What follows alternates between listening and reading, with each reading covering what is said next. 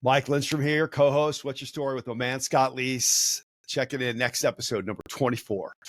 Hope you enjoyed 23. Julie Zander, influencer extraordinaire. Social media buzz has been going crazy over Julie and her authenticity around being a social media influencer. I'm excited about this one, though. 24. Letitia Frye. I met her 15 plus years ago at a nonprofit. Tall, beautiful blonde in this gown, walks in like she owns this place at this big nonprofit ball. And it turns out she's the auctioneer for the night. Yes, the auctioneer, the ones that talk fast, pointing around the room, trying to get everybody to raise up the money for a good cause. Now we become good friends. She's done events for nonprofits I've been involved with. She's an author. She's a mama bear. She's an entrepreneur. Her life stories are insane. Scott and I literally just asked her a few questions and just let her run. You know that about our podcast. We'd like to get the story of the person. That's not about Scott and I. And Letitia brought it, her authenticity, the pain that she's gone through with divorce and the things that she's done in the course of her life that's created her beliefs and her current behaviors. Her book, No Reserve, you can get that on Amazon, but she talks about everything. And I mean, we did this in a matter of 50 minutes. I can't believe we covered her whole life in 50 minutes on episode 24. Letitia Frye, enjoy.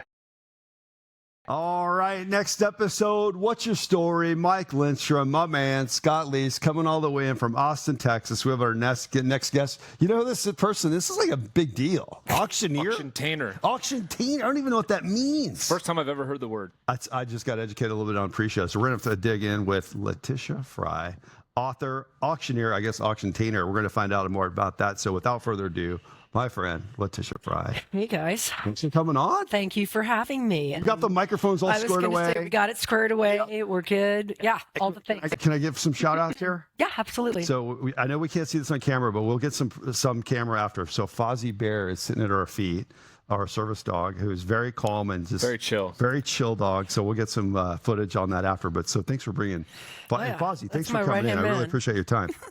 So we start off every episode like this. What's your story? You can take us wherever you'd like to go, and we will dive in from there. You know, my story is more like an odyssey. It's, you know, I would say that my story is nothing I ever envisioned. So I was kind of thinking about it because a week ago I went back and flew back into San Francisco where I used to live. And I was heading to land in the city, and I remember thinking, God, I thought I knew what my life was 24 years ago here. I wouldn't have guessed any of it. So I would say that my story is really a surprise. It's a blessing. It's a gift. It was not easy, but I had no idea. Like, it was like God would whisper, "We're going on a ride." And it was a ride. It still is. So my story is basically that I'm born out in California, but raised back east. So you kind of get both worlds. Parents had a place in Puerto Rico too, skied in Vermont. Like, kind of a lot of Wow. My parents split really young. So I had only child, but you had like one side is Polish, one side is Scottish. I feel like now as I'm older, realize I never really had like one thing I identified with. I had like a little of everything. So it's like you belonged everywhere, but you were tied to no thing. So that kind of let for like a lot of fluidity in my life. And so I grew up back east. I went out to USC as a theater major, went back to New York City, then ended up in San Francisco marrying my best friend back then. And so that all seemed pretty typical. And I thought, you know, I'd always wanted to be an entertainer. I always wanted to be on stage and all that stuff and doing theater and whatnot. But never in a million years did I think it would happen the way it happened. So that being said is because I never, you know, when some people you meet someone like they come from like an Irish family with 7 kids and it's very like Boston or whatever it is. I didn't have that. I had like a little of this stepbrother and this stepsister and this half and this thing, and it's East Coast and it's West Coast. And so when you say what's my story, there's no like real like consistent base. It's kind of a little bit of a dash of this, a dash of that, which in the long run with everything I went through is probably why I'm still here. Is because there's a certain sort of fluidity and ability to bend as you're going through adversity because you were never like so rigid in what you were raised to believe or what you identified with. So, you know, by the time I got married and I was thinking, well, so much for entertainment, you know, I'm gonna have the kids. I guess I'll be the wife, you know, and I married my best friend. But we were in San Francisco. We waited 5 years to have kids, and he was in the .com industry. I actually had a pet concierge dog walking company working in PR, pretty much shelved my dreams on theater or anything like that. And the .com era blew up. So we went from building a wildly expensive home out in Marin County to visiting some friends in Scottsdale back when that, multi-million-dollar house could be built for 6 figures here. Yeah. Not anymore, audience. Good point. But 24 years ago, yes. So you told me I was going to raise my family in Arizona. I would have said you're nuts, But this valley's been so good to me. This definitely, even though I call Scottsdale home, I kind of always say my Phoenix story happened in Phoenix, and I had no idea that I was going to literally burn to the ground, only to be reborn. And so everything you thought you knew, if you go back to the first time I accidentally auctioned was in 2000. Wait, what do you mean by that? Accidentally? Well, I had no intention of doing this, and it's 2001, and Kierland Commons were open, but the Weston was not yet. So we're talking about 25 years ago. And my former college roommate was a retailer out here and was throwing a charity event called Party Girl Under the Palms. And I had just had my son, and I owned a children's clothing store. She owned an adult clothing store over in DC Ranch. And she said, and ironically, Kaylee O'Kelly, who I know that you all have interviewed as well, had me doing the stand-in for Andy Barness and her on ABC 15 Morning News. So, and I was modeling. I was with the agency Arizona. So my friend goes, hey, we don't have an MC. Can you just come MC this charity event? And I thought, well, I mean, you're already on the news. So that makes sense. I can do it. I'm theater. Why not? Well, the auctioneer didn't show up. So she's like, look, I got 4 items. I need you to go play an auctioneer. And I was like, all right, I've seen, we'd been to fight night, me and my husband, and seen Jeff Stokes. So I was like, all right, I'm just going to wing it. And I did it. I wing it. And it's one of those things, like now that it was the night, it's where the two roads diverge. It was the night that changed my life. And it's so funny how that happens, that something so small, something so like, imagine if you didn't go, would literally be, you could circle it on a map, where my life went in a 180-degree, completely wild ride, unlike anything I would have ever imagined, and unexpected. So that night, finished up auctioning, and I was like, cool, I didn't kill, embarrass everyone. And everyone's like, do you have a card? Do you have a card? And I'm like, dude, I'm kidding, but everyone had never seen, there weren't really any women doing it, a couple, but nobody walking around in 6-inch heels and, bodice and velvet pants. And so, my modeling agent goes, why am I getting calls for an auctioneer? I was like, it's a story, And so it started, and I really wasn't thinking it was going anywhere. And I pretty much just started kicking around, doing it kind of for free and whatever, not really thinking anything of it. And as that but I will tell you this, I used to model at the, what they called the Lifestyle Tents at Barrett-Jackson, and Saks Fifth Avenue used to have these runways and stuff, and I was one of their models. I was the only model that would come to the auction. You had a pass to come work there, and I'd come in early to listen to the dudes up there chant. Something about it, you're just like, it's rhythmic, it's like speaking in tongues, So I was the only one that did it, but I never saw any woman do it. There was one woman, Amy Assiter, that was married to one of the lead auctioneers back then, but I never even saw her on stage. So I didn't even think it was an option, to be honest. Yeah. And you get that moment from that first time, and you look at from a 20+ career from there, that I would end up getting divorced from my best friend in the world, the man I love more than anything. But he was a penny ante, pink sheet, pump and dump, Wolf of Wall Street guy, with a lot of that. And there was no ending that. And so I thought, well, if I walk away, and we're living in a DC ranch, and now we got multi-million-dollar houses, and we're doing all the things, and we're keeping up with the Joneses, and he was thinking, she's not going to walk away from this. And I just said, keep it. And I said, I love you to death, but you need to pull it together. Wow. So in 2008, not knowing there was a hard housing market crash, my timing has been everything, by the way. And I was like, all right, I'm going to leave, and I'm going to take nothing. I'm going to take a mattress and my 2 kids. Wow. And I'm going to let them keep everything. And man, I was scared. I was broke.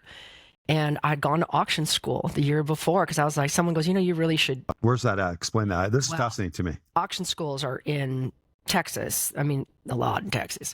But I went to Montana, Billings, Montana at the time, to the Western College of Auctioneering. I mean, there's American Academy. There's all kinds. They're all over. And me too. Here I am auctioning, and Jeff Stokes from Celebrity Fight Night comes into town and asks me to sit down, and he goes, so where'd you go to auction school? And I was like, there's an auction school? I was like, dude, I'm just winging it up here. I'm a theater major having a good time selling things. So I did go to auction school, and then when I walked out, 2008 housing market crashes, and I end up getting 5 jobs, and I still have my tax return that year. I made $21,068 with 5 jobs, and I went from a multi-million-dollar lifestyle to, do I buy gas? Do I feed the kids? What do I do here? And it was very humbling, and it was actually the best thing that ever happened to me.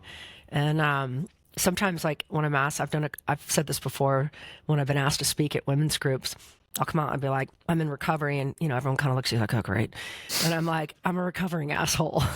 And I said, you can be too, because really my life was headed to be wildly asleep, and it wasn't really gonna, I remember Matthew McConaughey reading his Green Lights, which I really liked, and he talked about, look, I could have gone and been the gym teacher. He and his wife were like, no more rom-coms, and went. There's nothing wrong with that, but that's not what he was put on this planet to do. So like for me, when I say I would have been your typical asshole, it's because I just would have been like consuming things, driving my SUV, going to the country club. There's nothing wrong with that. But when you're not living the life you're supposed to be living, then it's wrong for you, And so for me, I would have never evolved into the human being I am today, nor have had the chance to be touched by so many incredible people and to touch those people equally through incredible inspiration. I'd say if you picked one word in a life, you're allowed one. Mine is inspire. Both to be and to be inspired. Like both sides of that fit for me. I need to feel inspirational and I need to feel inspired, or it's just not worth it for me. So, you cut through all that, and that's why I was laughing about this microphone, because I used to auction for $100 a day for 9 hours with no air conditioning in 107-degree heat in a warehouse on Watkins, selling salvage title vehicles to Hispanic mechanics, because I speak fluent Spanish and I can auction in both. And as a woman, you could never be hired in those. You're auctioning for 9 hours. I have a super deep voice. If you're up here and you're going to listen to that for 9 hours, it's not going to happen. Mm-hmm. So, some women didn't get in. It's just a voice situation. And I remember, like, my real dad, when he was still alive, we would broadcast that. I would do it live through a streaming. This is, 18 years ago. And my dad goes, yeah, I tried to tune in, but there's some guy chanting in Ring 2. Dad, that's the greatest compliment you could have ever given me. And he goes, that's you? And I go, yeah. I mean, I got a throaty voice, very deep. So, it's got to be rhythmic, and it can't drive you crazy all day, So you go from that. Now you're like trying to figure out how to raise your kids. Then you finally get you on your feet, and you've created the company, and you've got a name for yourself. And now I've got national contracts with St. Jude Children's Research Hospital. I'm doing all these things, but from the get-go, I did them differently. I decided, like an actor, I don't want to get up and just sell things. I don't really want to be an auctioneer. And this is where we're going to address your auctiontainer. If I was doing Phoenix Children's Hospital with sick kids with cancer, I went to Prescott and I became a camp counselor for a week and lived with those children. When I was asked to do Haiti and do the orphanage there, I went to Haiti. That's like method acting almost. Boom. Exactly. Yeah. And so for me, I felt that I'm very comfortable. I've been with veterans hunting on the border to see why it's not safe years ago, before half of the stuff that's going on now. I've sat with people in their multidisciplinary clinics listening to someone get diagnosed with ALS. I mean, just, but I wouldn't, it's such a humbling honor. I'm on the front lines of humanity, and whenever I'm there, like in it, I literally will just be like, dude, I get to hang out with God. Like, you just get to see the divine and everything. It's just so cool. So that set me apart early on. I start to make this name for myself. I loved St. Jude Children's Research Hospital. Danny Thomas was my hero. When they say, hey, you can bring 2 people back from the dead, who is he going to? For me, it's like Jesus and Danny Thomas. Let's hang out and talk. So it was just so wild how my life coincided with that. And it was just, again, an auctioneer got hit by a car, couldn't do their event, and somehow my card ended up there. I mean, I hate to say it, that so many of how I got my break was because somebody was literally like removed from the situation, which made me then realize, when people say, how'd you get in? I said, divine timing, because it's been divine. The first 3 big breaks in my career involved an auctioneer not showing up, an auctioneer that developed throat cancer and couldn't speak, and an auctioneer got hit by a car and her jaw was wired shut.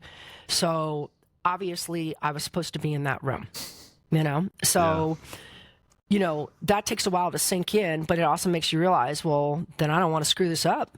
you know, if I'm supposed to be doing this, but I also realize I'm not going to do it like everybody else because I've never been mainstream ever. I never was I don't even know what a box is, you know? And when I attempted mainstream, I attempted it. I attempted the husband, the country club. I attempted it. And I remember very distinctly on a Friday after the guys golf, all the women were in the bar area because it was happy hour. We did it every week. You know, the guys would go out and golf. And all the women were talking about this new Louis Vuitton bag, and the guys were on the other side. And I remember, like, it was like the room started to spin. And I was like, what is that? And I had to walk outside. And I looked out the whole view from the back of DC Ranch Country Club. It's like all the view all the way down to Phoenix, the things. And I heard this like little voice go, this is not for you. Wow. And I remember thinking, dude, I thought I'd be on tour with Led Zeppelin. What am I doing? You know, like, what am I doing here? And then I realized I was here because I was trying to do what everyone tells you. This is why we're here, you know, the 2.5 kids and the white picket fence. And I was someone that never fit in, you know. I wanted to get married in a bikini on the side of a cliff. I drove a stick shift. I still drive a stick shift. I'm like, you know, I didn't want to follow any rules. I didn't want to be told what to do. I wanted to be out in nature. I wanted to be catching frogs and fishing and digging worms and, you know, all the things and running around my Aunt Justine's farm. And, you know, I was like, how did I end up here? And so I ended up on the path. What's your story? My story is getting back on what God put you here to do versus what you believe you were here to do. And buckle up because it's going to be a ride. So you get on that, you're poor, you walk away from that lifestyle, you've lost your best friend, man. Addiction sucks. And I just kept hoping he would wake up. I love that man. To this day, that guy's the king, okay? And I could see, you know, we all go through it. And when you have someone that has addiction, you've lost, it's like they're in a prison, man. It's like you just want to go, you in there? So, you know, having Stephen with that, but maintaining a really good friendship for these two kids. I have two awesome kids. I got the career, and now I have to get on planes and go around places, and I'm a single mom, and, you know, I'm broke, he's got money. And, but I don't really realize the Wolf of Wall Street thing is catching up, man. And I go out on Thanksgiving morning on 2014. I tell the kids they're all ready. I had gotten back together with an old boyfriend of mine from college who was my former husband's fraternity brother. We all got along. Wow. And I was like, all right, we're all going to have brunch together, me, Steve, and the kids, because we stayed really good friends. And then he'll take us to the airport, and I'll go down to Newport Beach, and I'll do Jeff and his family. And I go, kids, you know, everybody's dressed or good. They're 11 and 12. You know, they're hanging on. I mean, I can go around the block. They're 11 and 12. They're fine. And Stephen lived 2 blocks away. So I said, I'm going to go take a quick jog because I'm an avid runner. And I was actually training for what was B.F. Chang's back in the day. And I didn't come back. I got hit by a car. So I got hit by a car. I had a near-death experience. I split my head open. I had brain injury. I had a TBI. I was a Jane Doe on the side of the road and a level 1 trauma. So, and it's so funny because I remember standing, I was just sitting on the crosswalk doing that little bounce, that annoying thing that runners do. And and again, with the little voices, it's a real thing for me. It said, this is going to hurt me more than it hurts you. And I was like, what was that? And then I stepped in the crosswalk and I got hit. Wow. And then I had a completely met God whole thing. But if I were to, again, when you're circling moments on the map of, like, let's say you're looking at the fabric of the threads of your life and you're looking at the tapestry down the road, you can see a couple threads where we really got a spin going.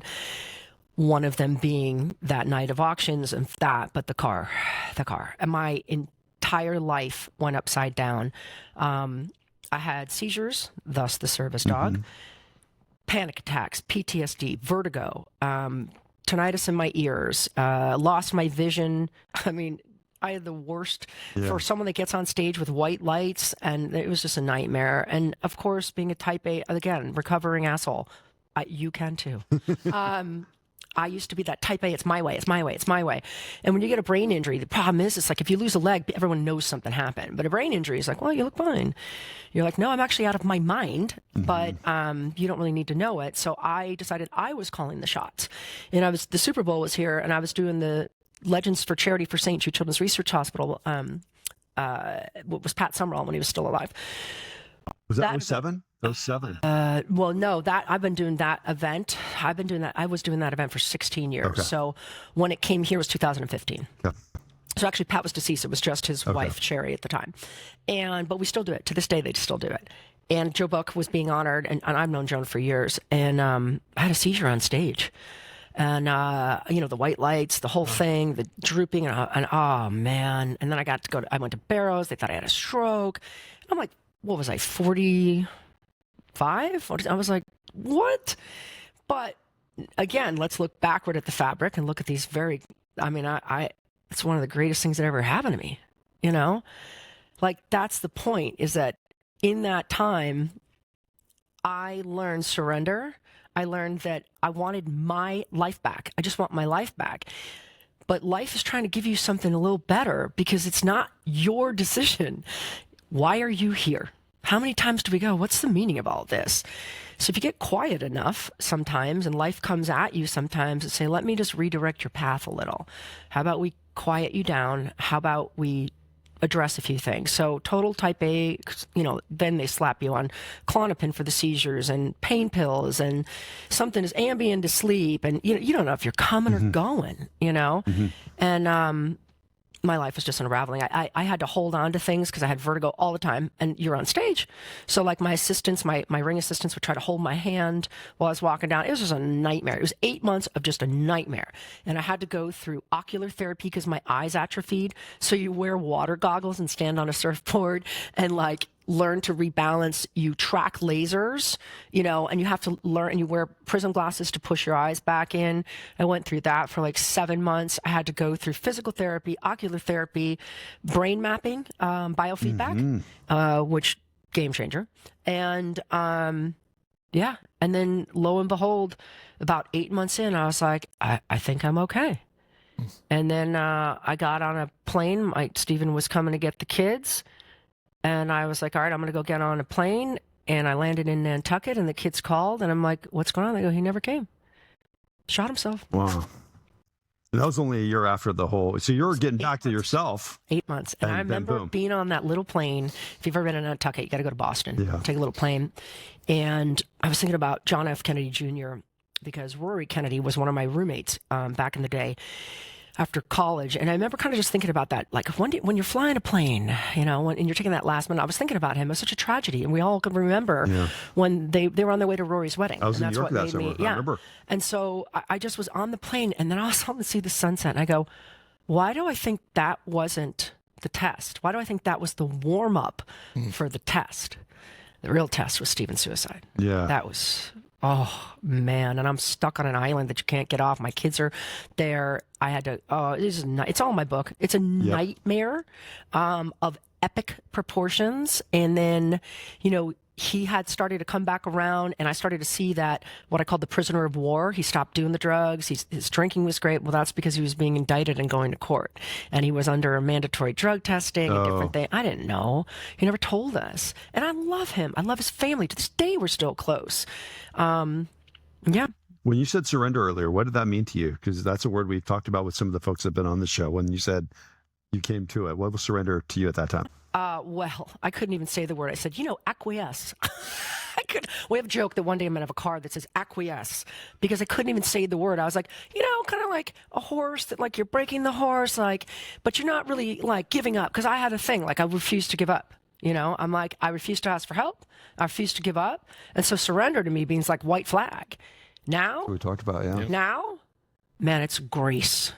Now, please take a giant dose. Please. Surrender is people say, what's the intention? There's only one for me. Be here now. That's it. Experience all of life as it is, not based on my experiences, not based on my opinions, not based on anything in my head. Quiet and surrender in here, so that should be on the ride out here. But that is not who I was before. Yeah. So now you got the dream marriage that wasn't for you, goes under. You've got poverty. You're raising your kids. You got a brain injury. Now a suicide. You have no idea how you're going to do any of it. P.S. I never sued the kid that hit me because he was on a way to meet his girlfriend's parents for the first time. He was running late, and he stayed with me. But I did find out I could sue myself because I had really good insurance, and technically I was a pedestrian. So anyway, there's a whole way to do it. But it was 8 months, and I was like, it's just frustrating. I don't even know. And I lost so much work, so much money. How am I going to do this? Then he takes his life. That was the person that watched the kids when I was on the road. 2 days after he dies, I open up my mail to a check for $120,000 from that accident. Who's it from?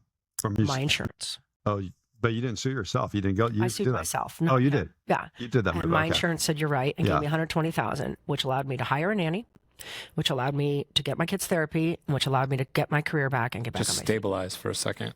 Yeah. So one of the things in my story that why I would write a book on adversity and overcoming things and living a limitless life based on that internal world. Sometimes when we're kicking and screaming, I can it like, I know children, like you ever have like a little kid, you're trying to take like a splinter out of their hand and they're just going crazy. That's kind of how I feel like the universe, God, whatever you want to call, spirit is like, especially me. You're hitting me with the car. I'm screaming, yelling. I'm trying to save you for the big tragedy that's coming. Can you please just surrender?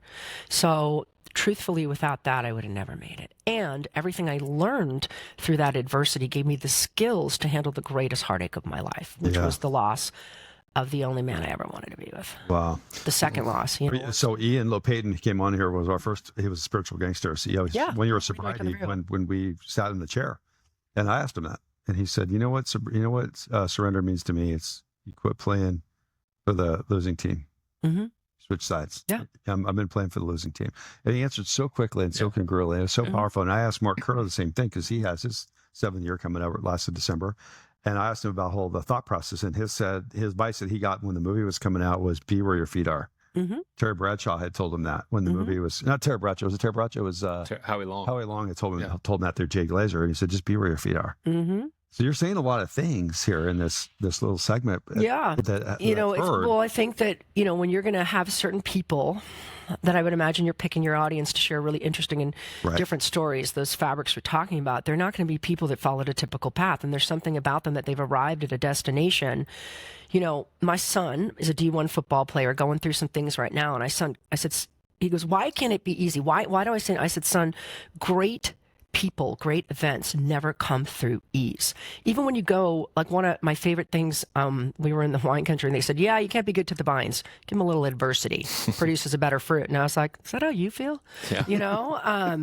You make it too easy. And I said, son, did you ever, I said, one of my favorite movies is Rocky. Could you imagine like, hey, it comes out, boom, knockout, cool. Yeah. Here's the belt. Look at Mark Kerr's story. Absolutely. So it's accepting, but I am the underdog. I've been the underdog forever. I like when you tell me no. I'm like, all right, here we go. Let's go. But I've now understood not at a certain cost, not at a go kill me pace of a type A, not without asking for help. Because the other thing is this. So you go through all that, you hire the nanny, you get back on, and then some well-meaning friends are like, we have a guy with about as much trauma as you. Let's set you up. And you meet this guy's great. He's been through as much as I've been through. And we got a trauma bond. We don't have a real relationship. But he's got 2 kids. I got 2 kids. He's a NorCal guy. I'm originally a NorCal girl. And he's going back and forth, and we're starting a life here. And then his kid kills himself. Takes his life. Gosh. And I'm like, boom, there we go again. So now we're back to that. And I was like, wow, I'm just going to give him the house. Forget it. I've got my kids. We were never going to make it. I mean, the loss of a child is the number one. There are no rules. There are no judgments. You do it your way, and there will never be an opinion about it because there isn't a playbook for that, So God bless him. But there was no way our relationship was going to make it through that. So now I got that. And then the pandemic hits. So I've given him the house. And the pandemic hits. And I'm like, oh, now I have no job because how are we going to gather for auctions? No anything. And so now I've moved my kids into a small apartment. They went to Notre Dame Prep. My other kid was a class of 2020. And it's my more emotional, them, artistic child who's also on the spectrum and now has no graduation and is stuck inside. And then I always say I have the love child of Tim Burton and Quentin Tarantino. That's my firstborn. And then I've got the missing Kennedy. That's what I got. I got I got right, left, and I've got one that wants to be, they're best friends, but they're so different and they were raised the same. They're solid human beings, but they're a slice of each. And, he's still out playing football in the morning because you could practice outside here in Arizona. And my other one has no life, and is supposed to go to college, and that's not happening. So now we're going through that, and it's funny that you had Kaylee O'Kelly in here because way back, I want to say about 2005, 2006.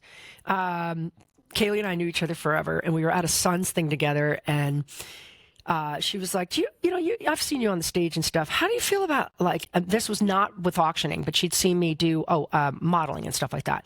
She's like, you have a good stage presence. She goes, how do you feel? I need a day off sometime. How do you feel about, like, doing the weather, And so she goes, come in and do a test. And I come in, I am like the map.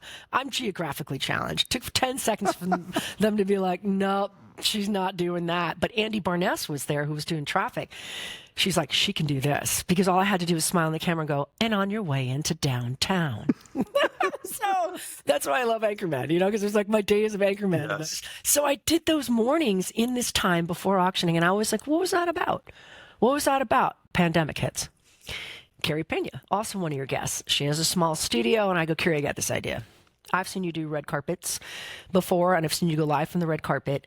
Value-wise has this thing going on. I think we can come to your studio, and I think we can do an auction with someone in my ear tied to people in the audience at home, and I think we can pull this off. How did I know how to do that? My time at ABC 15 with Kaylee.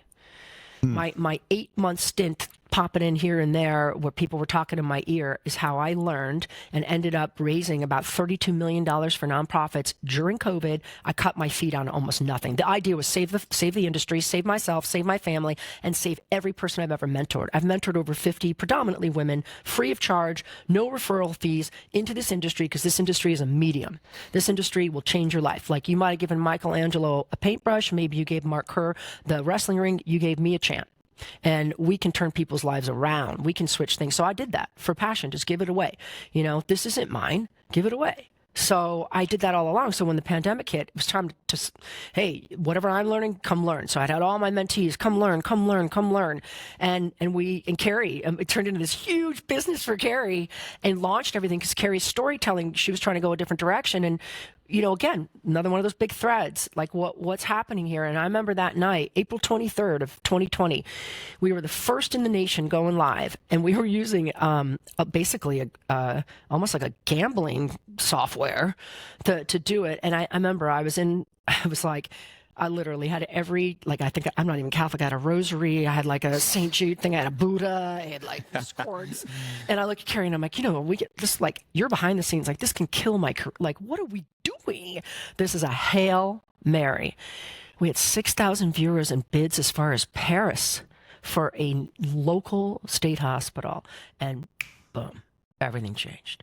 And we were able to, granted, I don't think I've ever worked harder. I think I was close to a mental breakdown. The stress was astronomical. So now you're backing up, what's your story? Okay, great. You're trying to do the fairy tale. The fairy tale's not for you. Universe has a different idea. Then you go through, you get complete poverty, and you're trying to figure out what that looks like after a highfalutin life. Then from there, you get a brain injury, and you lose everything, and you're rewiring. Then your love of your life takes his life. Then you're figuring out how to be a completely single mom with an 11 and 13-year-old, fall back in love, lose your +1 child to suicide. Now you've got a world pandemic. You're reinviting your entire industry for you and other people, and along comes breast cancer. And I was like, wow, you got to be kidding me, man. And the breast cancer was from all the stress. Is this how you talk to yourself? In your head? We talk to ourselves like 1,500 words a minute, 1,200 words a minute. What are you saying to yourself this whole time when you're getting these setbacks? No, I do journal writing so that I don't. And my whole goal every day is to not have that voice be very loud. So I try to ask myself at this more wise, sage place, what are you trying to teach me? And that's the common thread of, like, when you asked Ian, like, what does surrender mean to you? That's how you verbalize surrender. What are you trying to teach me? What don't I know? Yeah. You're like an actor with half a script, man. Pause. And I remember on an interview, I was asked, do you ever have it out with God? I go, really? You think? I go, you think? And I said, but I always remember the day that I was, like, literally screamed, how much more am I going to take? And again, that little voice says, how much more is it going to take? To do what? To be who I put you here to be, not who you think you are. Yeah. To follow why you're here. So you go through all that. It's 2020. now, not only streaming different events, I'm down to do this white party in LA that usually has 1,000 people on a rooftop. And LA is one of the strictest. That's the other thing. I work in all 50 states. Atlanta's got no mask. Arizona, you can be outside. LA was California, cracked good down. luck, yeah. New York was, and it felt like there was no congruity in our United. No way. Everything was different. And I'm in St. Louis doing it in the middle of the Cardinals Stadium. We did a Panda event in the middle of Diamondback Stadium. And we talk about invention. I mean, now that I realize it was one of the most creative, wild ways to watch humanity life will still happen. And humans are great at still bringing it forth despite what they're up against. So, you're going through all that. And this client down there in LA is ensconced in the Hollywood world as well. And I bring 2 of my mentees and say, now, not only are we streaming out, we're going to have people gather by 8 people dressed in white outside at different backyard. And we're going to stream the event to each other. Like, we're going to interact. And it was a whole new thing. And KTLA was a part of it. They were like, well, what are they doing? And again, you're like, Hail Mary. And it worked. But the guy that was Nick Arquette was like, what are these 2 girls doing here? I go, oh, it's mentees. They have to learn too because they're going to have to do it. And he goes, what are you charging them? I go, no, I'm not charging them. We're sleeping on the floor of my friend's beach place because I can't even afford a hotel right now. Like, this is not a time to make money. This is the time where you do innovation and you bust your ass, and then your reputation helps you make money later. Yeah. But you don't gouge the wheel Playing the while long everyone. game, Yeah. right? So he's like, well, I know about your first book, No Reserve. What's your second book? I go, well, it's called Bitter, like an auction bidder, bittersweet. He goes, that's a great name, because that would be a great show. And he goes, so you telling me that you took a male-dominated industry and like the second oldest profession known to man and made it a woman's movement? And I was like, yeah, I guess I did. And he's like, let's make a sizzle reel out of that. So now this is where we cut to when you're looking at that fabric and you're looking at this tapestry and you're looking at all these different threads and you're like, okay, what is the point of all this? And then all of a sudden you spend 2020, along comes 2021, they bring someone else and they go, yeah, I don't need a passion project. See me on stage and go, I'm in. Then 2022, another guy comes along, no, I don't need a passion project. Sees me on stage, I'm in. Writer strike, everyone strikes in Hollywood, let's do this. Creates a sizzle, takes it to Hollywood, hits a major female producers, and the next thing you know, they're like, yep, we're going to do that idea, but we're going to make a feature film out of her. And the next thing you know, your first book that comes out on July 7th of 2020, and you got a first author's deal with 40 airports, and you're thrilled, and COVID hits, and your book is like doing nothing. Not seen it Sitting in the airport. Sitting in the Nothing. airports. Where It's nobody is. Where nobody is. Yeah. Except that what's really happening is that 5 years later, the book that did nothing will be bought by a major Hollywood production starring Academy Award-winning actors. And when you go or stream at home, it's going to say, based on the book, No Reserve. By This Letitia just Frye. happened. Yeah.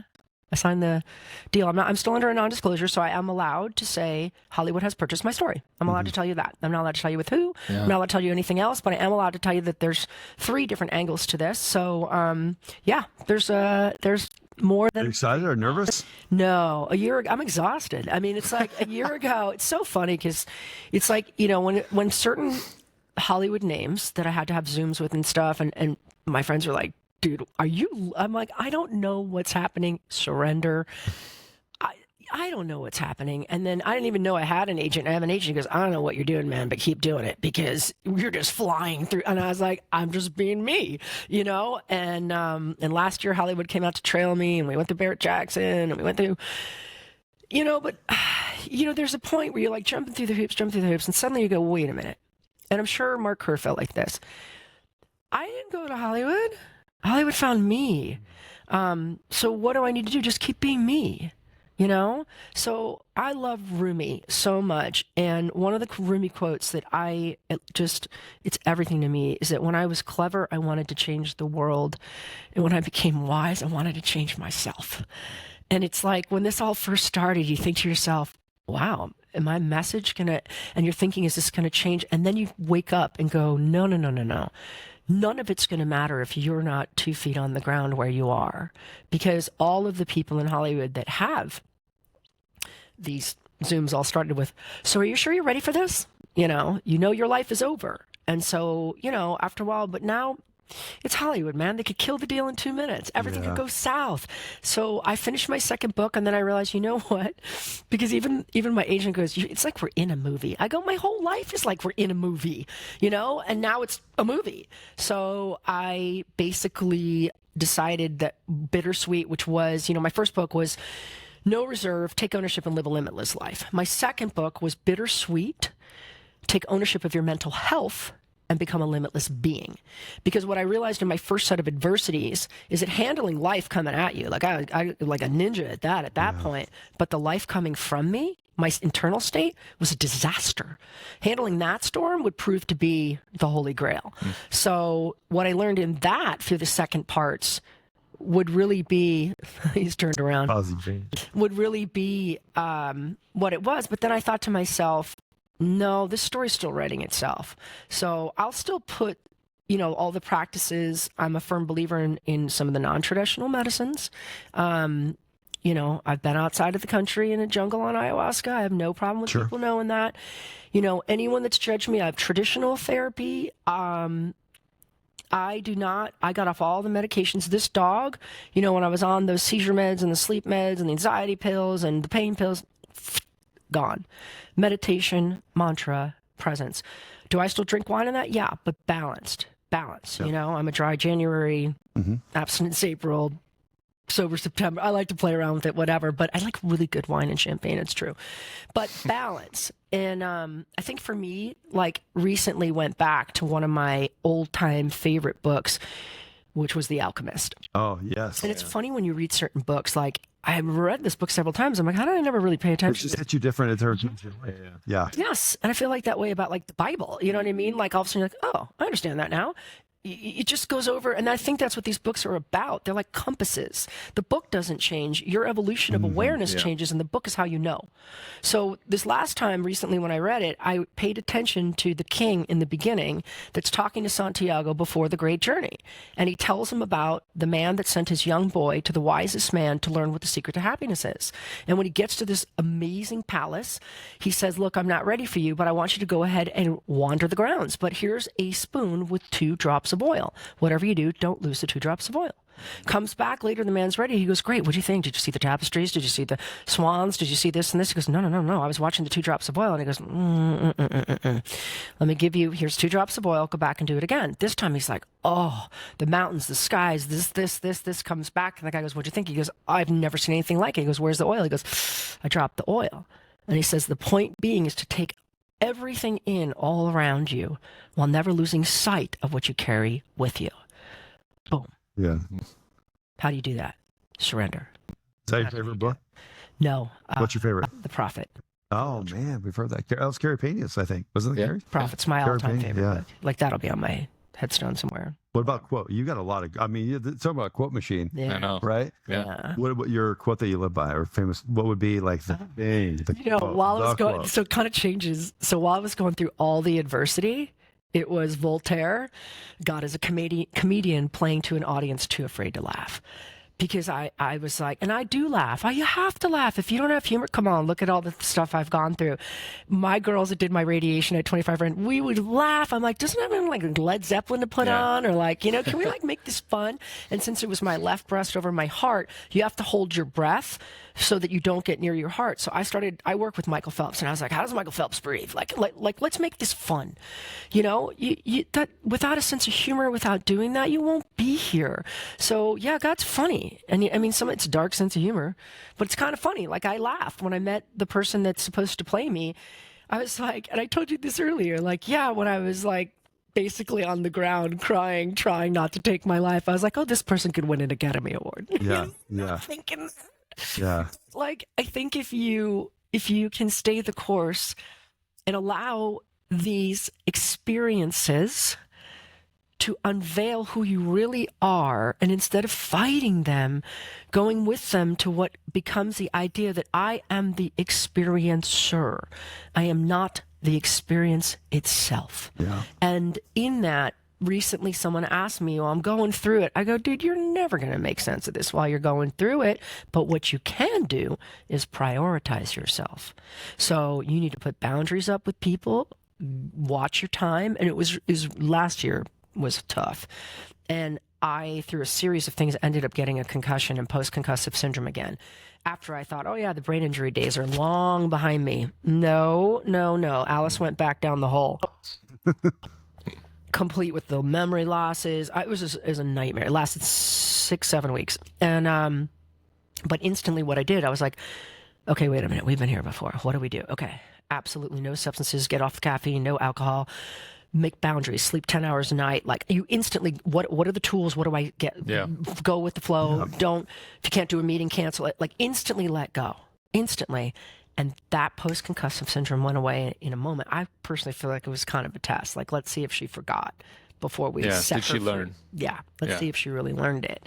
And I mean, even under here, I'm in a medical bra. I just had my 5th surgery from complications from breast cancer 13 days ago. So, which is humbling. And again, I was like, wow, 5 surgeries. Even though my cancer was really treated great and successful, I developed seromas. I had all these complications from the radiation, which again, that's my cup of tea. But what did it teach me? Ultimately, when I was talking to my surgeon, he's like, well, I go, dude, we're done. I don't care what it looks like. I don't care. I'm proud of my scars. Why do I have tattoos? Because they remind me of like different parts. My scars do the same. So I explained to him, I said, I have learned the lesson. I am not my body. My value doesn't come from the way I look. Doesn't my clients, I used to think it was all about the dress I was wearing or what I look like. When you're a model, I had an eating disorder as a kid, it's hard to get out of that mindset until you realize your value is not from any of that. Yeah. And that was breast cancer. And the craziest thing about breast cancer is that I had taken up meditation and mantra and all these different things for truly peaceful, quiet mind. My kids were both gone out of the house. I hadn't dated in years. I had no one in my life. And I looked at the calendar, and for some reason I was home working for 6 weeks, and I had 5 weeks of radiation ahead of me. And I went through it alone, and I went to bed happy and I woke up happy. And every day I'd say, thank you, God, and I'm like, how is this happening? So I just let go. I just let go. And it was beautiful. Cancer sucks, and it's a thief. And I'm so grateful. There were 5 people that when I got diagnosed were going through it with me. I'm one of 2 left standing, And so whatever in the other stuff. But what a beautiful journey. Yeah. What a You know what's funny? It's not funny. It's ironic or not the way the universe works. But when I first met you, I didn't know all this stuff. I saw you on stage doing your thing, and everyone around at my table was like, "Oh my God, can you imagine doing that job? That's a crazy type of job." She's so confident. She's so smart. I mean, some people knew you. I didn't know you until I read the book. And that's what inspires us with this podcast is What's Your Story? The vulnerability, which you've always said is a superpower. Vulnerability is a superpower. And you've been massively vulnerable with the story that you wrote in the book. To me, that's what makes you that person that they see the real you, not that person that's on that stage, auction. What is it? The auctioneer. Thank you, Alice Cooper, for that one. Yeah, you and Alice are close. I love Alice and Cheryl, man. That's someone you should have on your podcast. Wait, hold on. Time out. I told you. He sent me a text. Your story. I can show it to you. He sends me a text from the airport in Austin. He flew in. And he goes, next time we film in March, we got to get the following. And his name was listed on there. Oh yeah, I can introduce you. And would you really? Yeah, that would be awesome. I have mutual friends that know him. I've met him at golf course incredible. Stuff. And honestly, what's going on with Solid Rock, which is his nonprofit here in the Valley, the incredible impact of which my child that we talked about that was more emotional on the spectrum went through the program, and literally Alice walks on water, as does Cheryl and the entire team, because they help save my child's life, Wow. And my child's a phenomenal singer, and I mean, I can't speak enough about that nonprofit. But Alice is man, that's a mensch. He and Cheryl have a beautiful relationship that they work on, and that's the real deal, man. Hey, do you mind if we show the pup star? Do you mind? Yeah. Can you bring him up? Let's come here. We're going to close out. I want to ask you some rapid questions. We close out with rapid questions. You ready? Here's Fuzzy. All right. There he is. Rapid fire. Ready? Yeah. All right. We'll start off with some easy ones, hopefully, and this is self-fulfilling. Books or podcasts? Oh, podcasts. Truthfully, the answer is books. But come on, I got to say it's books for me, but I'll say podcasts. Listening or talking? Listening. Working alone or on a team? Alone. Lead or follow? Lead. I think I know the answer because you may have said it, but let's go back. One word that would describe you. Inspire. Okay. Your go-to stress reliever? Running. Running, not the pupster. Running. Okay. One habit you're But trying in nature, never in a gym, outside. one habit you're trying to break. What was I trying to break? There was something that came up that I was like, I need to break this habit. Oh, I know what it was. What? I had this goal that like when you like see people, I tend to like see whatever is most obvious about them. You know what I mean? And my habit I wanted to break was to instantly see what was most beautiful or interesting or unique about them instead. So I felt like, I was on another podcast and someone talked about ego and opinions. And I said, your opinion is your ego in a tuxedo on the way to screw some shit up. So, I said, yeah, so it's your ego in a tux. So, yeah, so I said, I try not to have opinions. So we're just so like when we notice thing, is somebody short, is somebody, whatever it is. And so I thought my habit I wanted to break was seeing what was obvious and instead see what's beautiful. Love it. Yeah. A song that you would never skip when it comes on. Oh, Stairway to Heaven, Led Zeppelin. Never. Man, she answered that one quick. Wow. Never. There's a whole story behind that one too. What are you secretly great at? Cooking. Really? Yeah. Wow. Do you do yard work? Like gardening? Okay, so that's a goal down the road. That's like what the goal is to garden. I'm living in an apartment right now. Okay. And it's not, but cooking. Yeah. Be respected or be liked? Be respected. Money or meaning? Meaning. Teaching or learning? Learning. All right. We're going to ask you some geographics. Mountains or ocean? Ocean. Wow. Okay. You got any ones? These are like some of my favorites. You got any final questions as we close out? No. And I got to tell you the Stairway to Heaven story real quick. Yeah. Why that's my only song that if you're left on an island, it's that. Is because I was a little kid. Like I said, I never really fit in. Like I never really understood how to be a girl. I didn't really get it. And I was a tomboy and whatnot. And it was coming into middle school. And there's the end of the summer in Fairfield, Connecticut.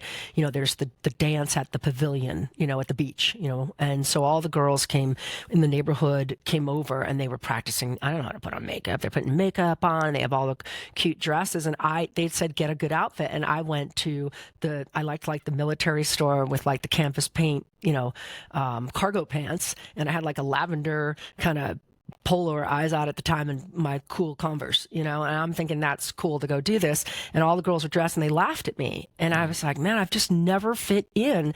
And so everyone's, the boys, girls talking, and I'm just sitting on a bench by myself, man. I'm just like, man, I just don't get it. I don't know how to do this. And there's this one lifeguard, we're all like 12, 13, it's the 16-year-old or 15 or whatever it was. And there's a center in the middle and they're all waiting and Stairway to Heaven comes on. And all the girls are like, oh, is it me? Everyone's waiting to see who he's going to ask to dance. And everyone's like all pumped up and I'm just looking at the ground and he walks through everyone and he comes and taps me on the shoulder and he puts his hand out and he says, you're the only real one in this room. Oh, no way. Mm-hmm. That's great. He goes, how about we dance? And we danced. Oh, and that's I great. never forgot it. And anytime I'm having like this sort of like, did I get lost in the minnows? Did I join the herd? Stairway to Heaven, man. Wow. She's mentioned Led Zeppelin like a half dozen I know, times. right? It's my favorite. I haven't worked with Robert Plant yet. I mean, I've worked with like everyone. If you're out there. Dream come true, baby. He lives in I love it. Yeah. He lives in Austin, by the way. He does. Oh, yeah, he's my I saw white tiger. Robert Plant, Johnny Depp, and Yeah, and I work with Johnny Depp. else. Yeah. I remember that. I do remember that. Just back on They tour were playing with Johnny you. Depp. We're going to take you up on that. 100%. And then tell us what you're working on. Like, what we want to brag on you a little bit. Where can we check you out? Social media, website. This is your plug. In this whole thing, the only thing I'm on is Instagram, and it's at Letitia_Frye. And part of it was, it's funny. The more that every meeting you have, they go, "Are you sure you're ready for this?" You're like, "Well, how bad is this going to be?" I found myself going, "I don't want to be on LinkedIn. I have a non-traditional job. I don't want to be on Facebook. I don't want to feel like I'm scrapbooking. I don't want to hear everyone's opinion." And so I got off everything. The only reason I kept Instagram is I feel like I put a post out there this morning about this extraordinary piece of land that someone owns. It's all about knowing where your food comes. I feel like you can still create content that has meaning and not totally get washed in opinion. Yeah. No egos in a tux. Yeah. So I only do that. I do have a website, LetitiaFrye.com. If you send me a message, as long as you're respectful, it's me. It's not going to be That's anyone great. else that answers it. Thank you for it's saying that. me. And so I've been on these shows before, or I've been on Yetta Gibson's show, and this woman reaches out on my website and says, I want to be an auctioneer. She went to school, she finished, she's in her late 60s, she's an auctioneer. Oh, that's cool. That's great. And I answered her. Who's going to win the Super Bowl? Dude, Seattle? I hate the sea chickens. And honestly, You used the right term, by the way. yes, Sea chicken. it's because I'm a Cardinal, man. I figured you would say that. I grew up back east on the Giants, which is a tough fan to be. I really have a hard time cheering for either of them, but if I'm going to do it, I'm going to go. We're going back Oh east. my gosh. Thank you for taking the time to Thank join us. I really For the appreciate time it. and for Yes. creating a content that is not myopic in its view or monolithic in its voice, and Oh, my truly embracing the humanity while allowing the divinity to shine out. Yeah. And when's the next book going to be coming out? Do we know? Well, now that I'm rewriting my memoir, it's very apparent because I got a lot of stories, and I got to wait till the NDAs are gone. Okay. Yeah. So I'm writing now. Okay. But when I blow the ceiling off this, get ready because there's a lot I'll of have her back. stories. Yeah, no doubt. And I can't believe we're doing a closeout with two people, Fozzie Bear over there. Fozzie Bear, what's up? Foz, Fozzie. you say hi. Yeah, Fozzie. You say hi. There he is. Can you give high five? High five? High five? Yeah. I say high five. High five. So cute. Yeah. High five. We're signing off. Next episode, What's Your Story? Scott Leese, Mike Lindstrom, Letitia Frye, Fozzie Bear. Thanks for jumping in. Take care.